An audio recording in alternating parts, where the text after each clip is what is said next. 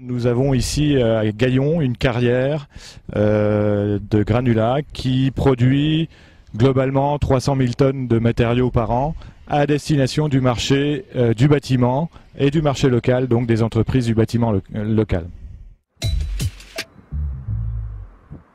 La particularité de ce site est qu'il se situe dans une zone Natura 2000 qui localement présente ici des formations végétales d'intérêt remarquable. Et Lafarge a pris l'engagement de sauvegarder ces formations végétales qui sont des formations pionnières selon deux principes, soit une sauvegarde, soit un déplacement de ces formations préalablement à la mise en exploitation des zones concernées, de manière à garantir la pérennité de ces formations d'intérêt tout à fait particulier.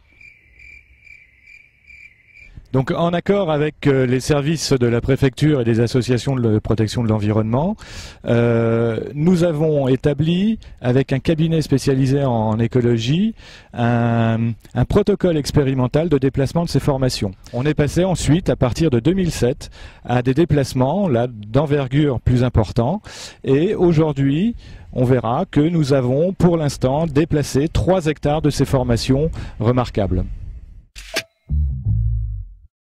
Et toute la difficulté, au-delà des aspects écologiques, c'était d'inventer les outils également pour procéder à ces déplacements. Donc on a inventé une plaque que l'on soude sur un godet de chargeuse qui nous permet de prendre une plaque de 4 mètres carrés, 4 à 6 mètres carrés en fonction des faciès, et qui nous mobilise en fait 2 personnes. Une personne conducteur d'engin et une personne sur le terrain pour la mise en place et pour le déplaquage.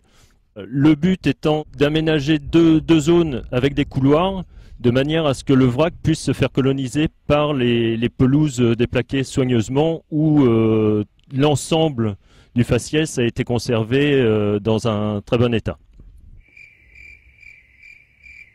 Dans un premier temps, ce qu'on peut dire, c'est que le déplaquage des pelouses fonctionne bien. C'est-à-dire qu'on conserve le cortège initial. C'est un peu le rôle du conservatoire d'effectuer l'ensemble des suivis. Ce qu'on aimerait bien et ce qui est mis en place là, depuis cette année, c'est pouvoir aussi faire le suivi des orthoptères, donc tout ce qui est sauterelles, criquets, etc. Pour voir si ces milieux-là sont recolonisés par les orthoptères, on va dire un peu typiques des pelouses alluviales, et est-ce qu'on ne se retrouve pas avec des cortèges un peu plus ubiquistes? On est confronté à une difficulté qui est que on a la présence notamment d'une espèce invasive qui est le Senson du Cap. Donc c'est une plante qui est originaire d'Afrique du Sud, qui est venue un peu en mélange avec la laine des moutons et qui depuis une dizaine d'années colonise vraiment très fortement l'ensemble des milieux pionniers, on va dire, de la vallée de la Seine.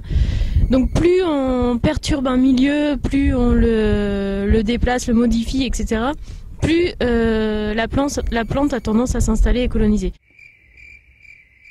La zone de renonciation est une zone sur laquelle il n'y aura pas d'exploitation. On a renoncé à l'exploitation sur ces secteurs-là, du fait des intérêts botaniques ou ornithologiques,